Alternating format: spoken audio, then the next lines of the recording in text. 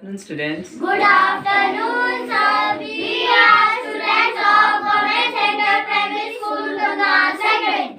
हार्दिक स्वागत है, हार्दिक अभिनंदन। प्यारे बच्चों, आज मैं आपको बताने जा रहा हूँ संत रविदास के बारे में।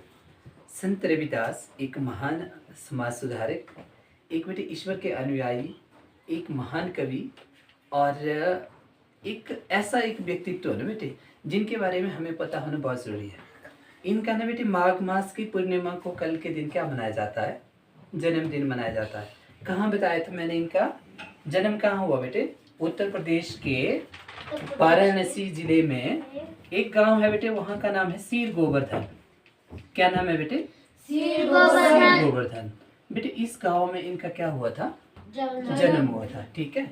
इनके पिताजी का नाम क्या बताया था बेटे मैंने? इनके पिताजी का नाम था श्री संतोख दास और माता जी का नाम क्या बताया था बेटे? श्रीमती कलसा देवी। ओके। इनकी माता जी का नाम था श्रीमती कलसा देवी और इनके आध्यात्मिक जहाँ इनकी प्रारंभिक शिक्षा हुई ना, तो इनके गुरु का नाम था पंडित शारदानंद। ठीक है। इनकी प्रारंभिक शिक्षा इनकी पाठशाला में हुई और इनकी पत्नी का नाम था लोना देवी और बेटे का नाम था विजयदास। एक शब्द मैंने देखो यहाँ उल्लेख किया मीराबाई का। मीराबाई ना बेटे चित्तौड़ की रानी थी और मीराबाई के जो आध्यात्मिक गुरु थे, ठीक है, जिन्होंने आध्यात्मिक का ज्ञान करवाया, वो भी किसने करवाया बेटे? वो भी संत रविदास ने करवाया। इनके आध्यात्मिक गुरु कौन थे बेटे? आध्यात्मिक गुरु कौन थे? संत रविदास जी थे। ठीक है।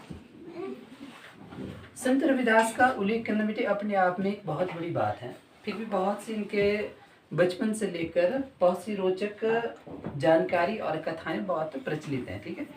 एक बात मैं आपको बताना चाहता हूँ, एक बहुत अच्छी कहानी है बेटे। ये अपने दोस्तों के साथ ना, मित्रों के साथ क्या खेल रहे थे? कौड़ियाँ खेल रहे थे। ठीक है। और हुआ यूँ रोज ही खेलते थे, लेकिन एक दिन क्या हुआ कि इनके एक मित्र थे, ठीक है, लेकिन वो उस दिन खेलने नहीं आए। ठीक है। तो उनके मन में ये उत्कंठा हुआ कि वो खेलने क्यों नहीं आया। फिर बेटे वो उनके घर गए, लेकिन कोइंसिडेंटली बेटे जो उनका मित्र था उसकी मृत्यु हो गई थी। ठीक है। सब बहुत शोक उसमें थे और वहाँ पर उन्हें भी बहुत झटका लगा कि डेथ हुई है। लेकिन उन्होंने बेटे ना उनके कान के पास जाकर, जिसकी डेथ हुई थी, बोला, क्या बोला उन्होंने बोला कि उठो, ये सोने का नहीं बल्कि किस क्या कौन सा समय है? खेलने का समय है। और बेटे वो लड़का ना जीवित हो गया। ठीक है। एक और भी इनके बारे में बहुत सी कहानियां प्रचलित हैं कि मन चंगा और अकौटी में गंगा, यानी बहुत से अनुयायी गंगा स्नान के लिए जा रहे थे, तो उन्होंने भी कहा कि आप भी चलेंगे। तो उन्होंने कहा कि मैं किसी को मैंने वचन दिया है कि मैं काम में व्यस्त हूँ, लेकिन मैं आ नहीं सकता। तो उन्होंने अपनी एक कौड़ी दी वहाँ पर चढ़ाने के लिए और गंगा मैया ने बेटे खुश होकर उनको एक सोने का कंगन दिया था। ठीक है।